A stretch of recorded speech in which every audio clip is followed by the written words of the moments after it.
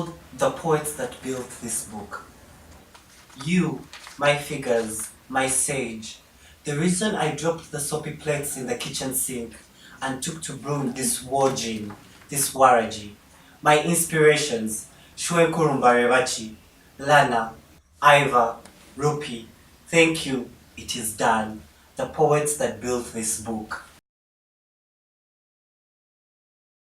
Before I go to my next question, let's talk about the drawings in the book.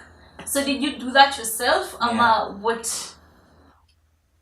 I did the drawings by myself. There was no, I've never been in an art class. I don't think this was just pure Wait, so art. how did you draw? With a pencil? What? Yeah, I used a pencil first in a book, and then I got for the cover. Yeah. I got a black paper, black Manila paper from Aristoc. Aristoc is a shop in Uganda, whereby you can buy arts things. Yeah. And I got a white marker, and then I drew. So for the cover pages of the chapters, which we are going to show as the art, you'll find that I used this was just a white pen, and then I draw on the black thing. Yeah, so it was just art. I feel like I would incorporate. I'm not particularly a fine artist, but yes, it's just a piece of me to you. But I feel like the drawings that are hand drawn, like Rupi, even this book I saw some of that.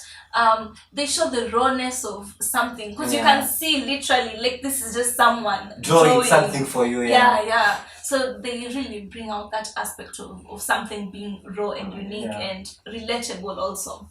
Yeah. So my next question is what was your hardest scene or chapter to write? Because you've talked about depression, you've talked about bullying, abuse, and all those things forming into this. So what do you think was that chapter that you're like?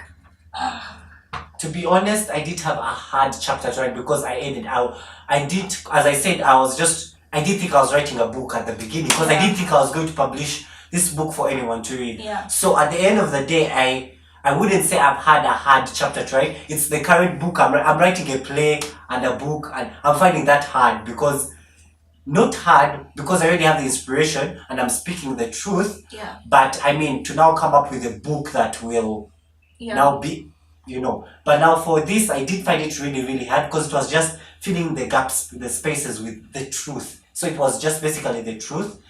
What I found hard was actually publishing it. Being able to be honest to everyone and say, just publish it for everyone to read. It doesn't matter what people end up thinking about the decisions you made in the past, but that was what was hard. So now that you've already published your first book, so has publishing changed your writing process? Because you said you're working on another book. So has this book changed your writing process for the next one? Yes, actually it has not necessarily changed the writing process, but it has changed me as a person to get more energetic. I'm now, my mind is blowing up with so many ideas. I'm like, if Waragi can get out there and people can buy it and read it, then wow, I should go ahead and write and let what my mind and what other people think. Because now I'm writing things that other people are telling me.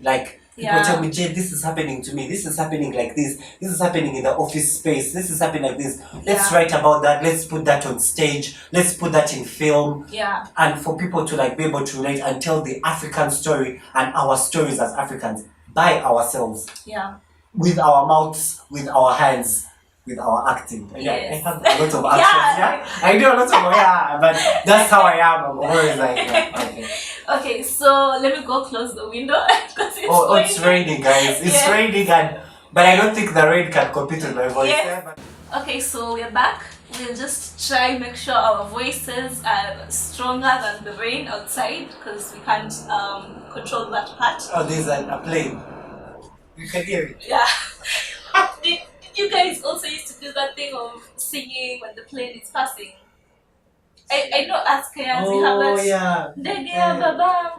I think we just used to get amazed as Ugandans. I don't know, maybe the Ugandans used to sing, but because I don't know why Kenyans do that. We say Ndege Babangu, my dad's aeroplane. So anyway, and I still there was a time I was passing and I still had kids do that. It is so crazy. So do you have any writing rituals?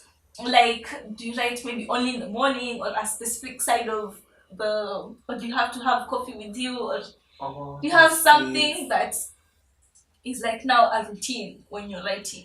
No, I just like I can just be there and someone comes at the reception or so like something I'm in a matatu and someone says something I'm like, oh, I'm not right about this, or someone does something, so yeah, I just write when I see something to write about. Yeah. So if your book was adapted into a movie, who would you pick like as the characters and especially as the director? Oh. I also really want to know who you pick to act you. Like anyone in the world. Oh, okay. So currently the Hen House, which is our company, is adopting. We are planning to do a feature film very soon. I'm not giving the title yet, but yeah, it's about Waragi, and I'm going to direct it. Like I don't see anyone directing my life better than me because I know how to direct.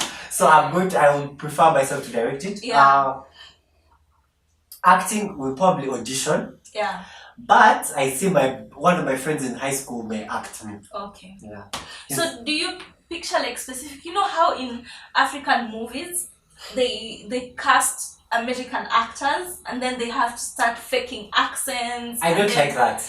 Yeah, like it's really disturbing. So would you prefer like your cast be specifically Ugandan? Yeah. As of now, I just want to do things Ugandan. Okay. Yeah. We don't have opportunity. I've always wanted to be an actor actually. But I don't see people looking. There have not been people there to write for us. Yeah. And that's why I ended up writing. I think when you're a writer, you want to write something that is appropriate for an audience. Yeah.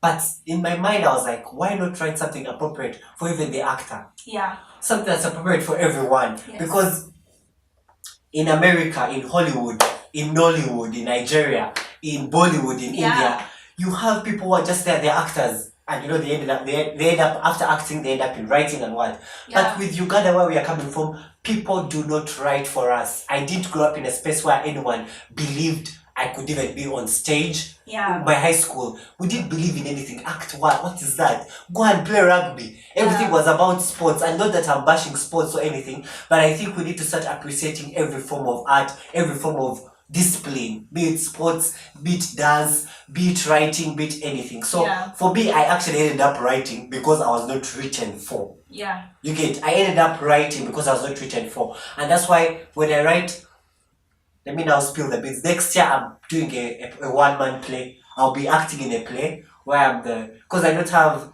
the finances to pay actors, but still this play has been written for me to act by myself, and I hope to get different actors around the world who can act the play as well. Yeah.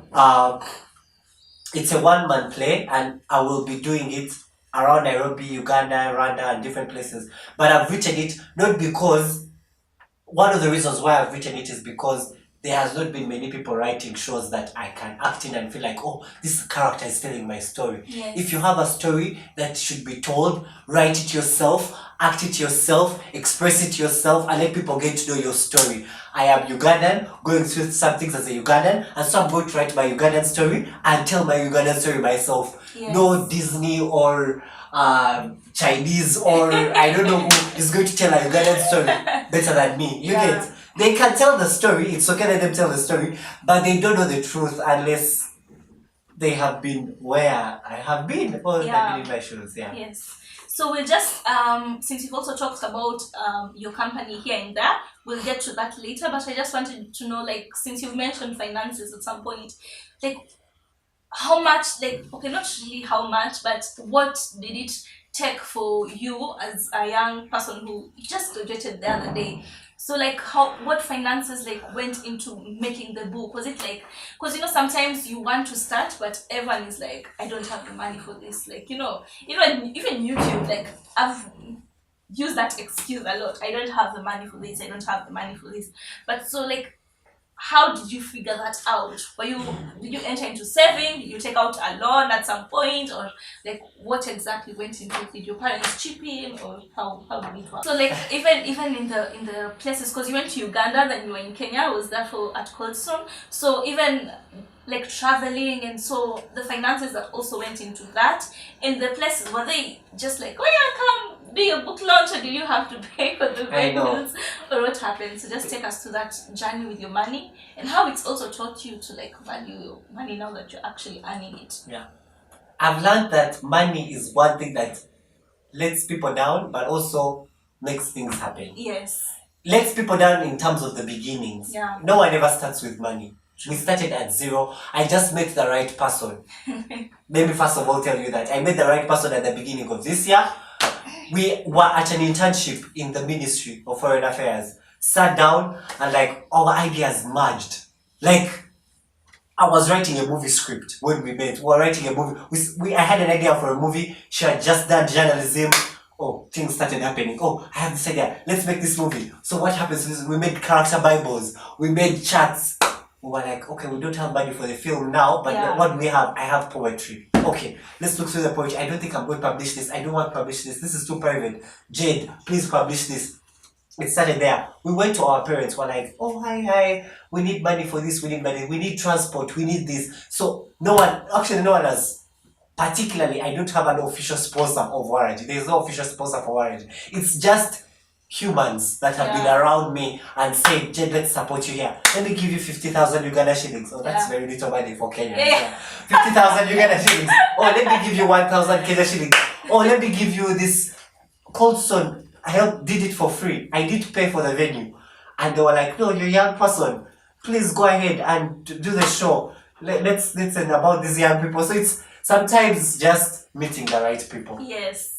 Shout out to Cold Stone. Shout out to Cold Stone, Cold Stone, Kenya. Amazing humans, amazing people, amazing company. Please have their ice cream every day. Yes. Okay. So, what was I going to say now? That's on the side of beginning. Yeah. But let me be honest with you guys. There is nothing. Unfortunately, man has made money important.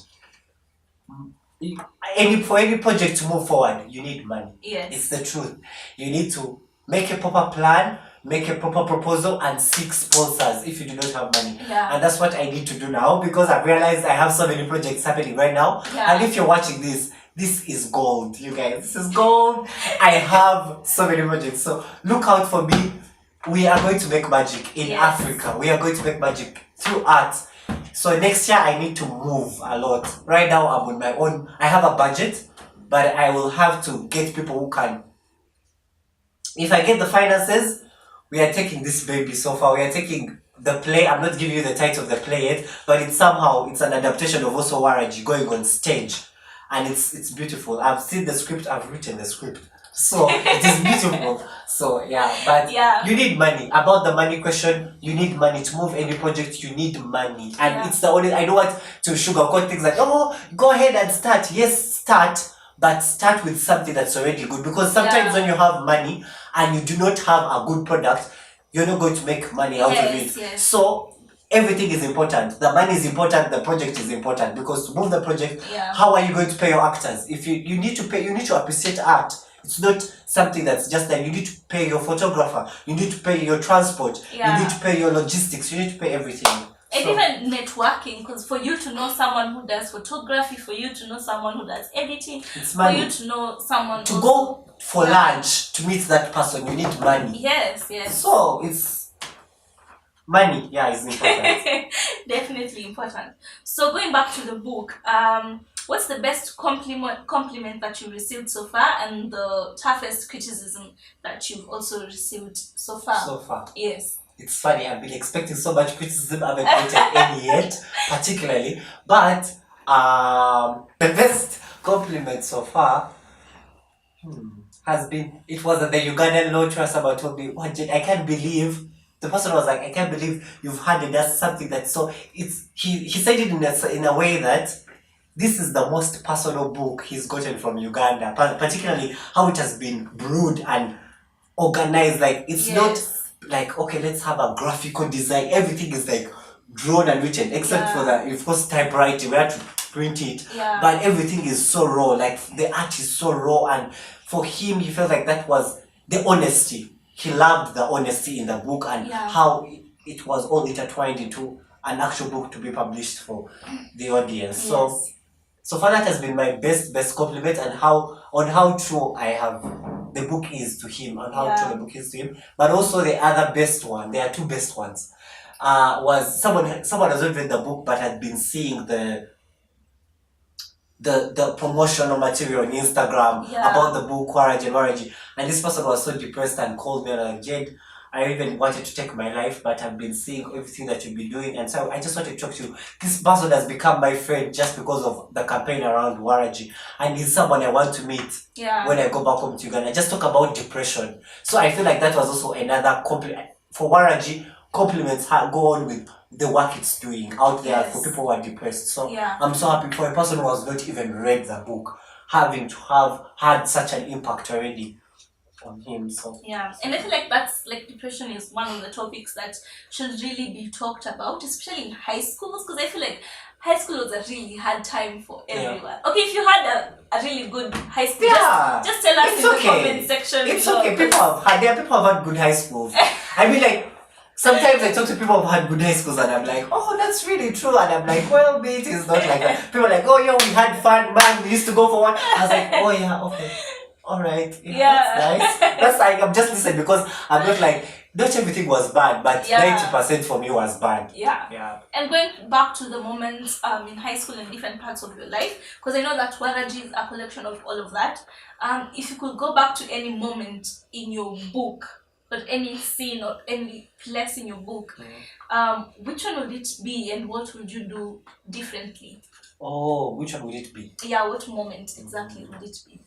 I think it's the time I was abused. I was molested by a friend, and it was a very, very, very tough time. And you know, at that moment, you can't tell anyone around you because you're already too awkward around the people around you. These are not things you usually tell. So every time you're trying to escape him, he's coming around and doing the wrong things. You escape him, you're in the library, at the assembly, whereby the teachers are speaking.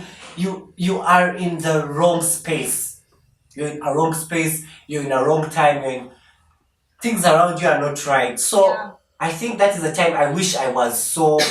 I wasn't assertive. I wasn't an assertive child. I was a child who used to allow everything to happen to me. I wish at that time I would just stand up to this person, you need to stop what you're doing. I am going to report you. You know, like, I wish I was more aggressive at that time, but I didn't do it like that. Someone else spotted him doing the things he was doing to me, and then it all spiraled up into another kind of situation whereby I was blamed for everything that was happening to me. So it was not a very easy time, but I'm so happy that that person took it that level, because then it also scared the person who was abusing me. The person who was abusing me got scared. And I was like, yes, it's his fault. It's his fault, and blah, blah, blah, blah, blah. So I was happy that it turned out like that, because then the abuse stopped happening. But still, the whole class was on me for everything that was happening to me. So it was a very weird time, you guys. It was a very weird time, but I'm so happy to have grown out of it. And I'm so thankful to all the people, you know yourselves, who have made me feel... Wow, memories of work, And I feel like people don't talk about it. So I wish that Waragi goes even further to teach, like, teachers, parents, you know, people in the community, and even students to talk about these issues. That it's not like foreign for someone to go to a teacher and tell them, no, listen, this is what is happening, and they won't be, you know, like, they won't be shamed for it.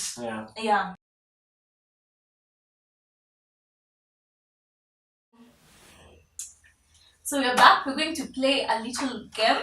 So I'm going to read out some of these poems and then leave them hanging for Jed to finish. So we'll call it Finish the Sentence. I can't finish any of my poems, just so you know. So judge me on that level. So I'll take one from every section. So there's 4 parts in this novel. So I'll just show you guys later. There's the demon, the victim, the patriot, and the lover. So we'll start with the demon. Are you ready, Jen? I will try to be. I'll try to be ready. Okay. And then again, but I've picked like really easy. Alright, they can be easy, but you can forget one word. And then again, you wonder whether it's all you have. This wandering heart, if it's all you live for, it's all that you're afraid of nothing else. But This waking and breaking soul. This waking and breaking soul. Awaking and breaking soul. Awaking soul. What? Heart. Breaking heart, breaking soul. Wait, you guys, what did I write? Okay. No. But you're actually really close. this wandering. This wandering heart, if it's all you live for, it's all that you're afraid of, nothing else. But Awaking and breaking soul. Awaking and breaking soul. Awaking and breaking soul. actually, it's kind of, yeah, you just missed the word. Oh, what? Yeah, so it's nothing else but awaking then breaking soul. Wow, Awaking Jane. then breaking soul. And awaking then breaking soul. Wow, That's it's so really beautiful. good. What who wrote this? Guys. So that's That can't be me. yeah, that's really nice. So we're going to the second part. That's the victim. I need to revise this poetry, guys. I need, like, when kids are reading, you know, those things in high school where you do literature, and somebody like, oh, this poetry, you don't remember that one? They used to force us to cram. Okay, guys, okay. Okay, so now I am loved for so many, but that poker, God, that poker, smeared the fear for passionate love, and so to all my loves. That's why. That's why I love you in paragraphs. Yeah, that's easy. This is one of my best poems in the book. So that's my line. That's why I love you in paragraphs. Oh, that's really nice. Okay, so we go to the next part. That's the Patriot. One of my best chapters, the Patriot. Yeah. So then I fell asleep, and it was on Kampala's shoulders. Suddenly, ... Suddenly, she was on fire. Kampala was on fire. She was on fire. I think she was on fire. Can you remember the rest after that? Suddenly she was on fire. A blaze. A mess. The entire country. Oh, I think I'm skipping. yeah, you only skipped like 2 lines, but you got everything else correct. So it goes, then I fell asleep and it was on Kampala's shoulders. Suddenly she was on fire. I hoped that everything would be fine. Clearly lying to myself, she was a blaze, a mess, the entire country. Oh, that's really nice. So we'll go to the last part, that's the lava. If I can't, but I think some people know these poems better than the writer, so it's the truth. Yeah. So the last part, the lava. So I feel like I chose like really simple ones. Okay. Sadness has the vibes of love because. How do you feel sad if you're not in love? Oh, that's easy. No, because this poem, I remember I wrote it, I was like, this one was like, how do you feel sad if you're not in love? In my mind, I was like, if you're sad, it means you're in love. Yeah. Oh, but that's really nice. Yeah. So, thank you. Jen, I think we'll leave it to them to judge you. Yeah, And leave give comments. me points. Yeah. Let us know if you want the book, a copy of the book. Yes. A signed copy I can sign for you. Oh yeah, like mine is even signed. I was so happy. Like that was like a dream come true. Yeah. So So I just wanted to talk about your company first of all. Let's just stop calling it a company. Just tell us the name and what it does and how to join if people are interested and yeah, everything else. So our company is called the Hen House. We are 2 directors. Wait, why the hen house? The Hen House. It's the Hen House. It's excuse me. Hen with H-E-N. Yeah, H-E-N and house. So now Hen House, because hen basically is something that's local, domestic. Ugandans, you know, hen and cocoa, like Yeah. you know, it's something that's domestic, homegrown. Everything. So it's the stories of our home, our continent, our country, our city, our everything, our lives. Yeah. So Hen House, and our slogan is content for the continent. And we are we want to tell stories. We want to tell our stories. Yeah. Yeah. If you're a writer or someone who has content, someone who has stories, you script write. You are an actor, we are looking for actors now. If you're an artist in any kind of form, you are so welcome. Dancers also have ways they tell their stories. I'm a dancer myself. But basically we are all about, Hen House is all about content. and we do publishing. We publish books for young people and also old people. Publishing, film, theater. We're writing plays.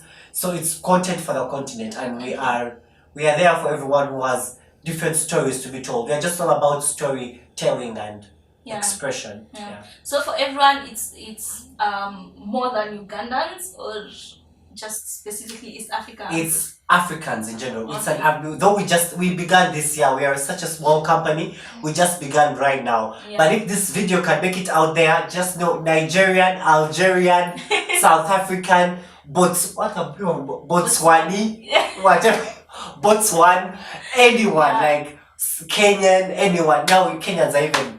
We are so close. We are from Uganda, but it's an African company. It's the Hen House Africa. So we just began, and we are collecting stories from everyone. If you're a filmmaker, writing a novel, a poet, a lyricist, whatever you are, we are ready to work with you to get your story out there and for Africans to appreciate and listen to your voice. Okay. So we'll leave all the details on the description box below, so you can go check them out, contact them if need be so, and just get to know more about the process of it all, and if you want inspiration or everything. I've just remembered the question that I'd forgotten to ask you, Jen. Before we start talking about the prizes for Waragi and all that stuff. Okay. Yes. So I've just remembered. I wanted to ask you, there's usually this thin line about wanting to start something and being just caught up with everything. Okay, let me just explain it more.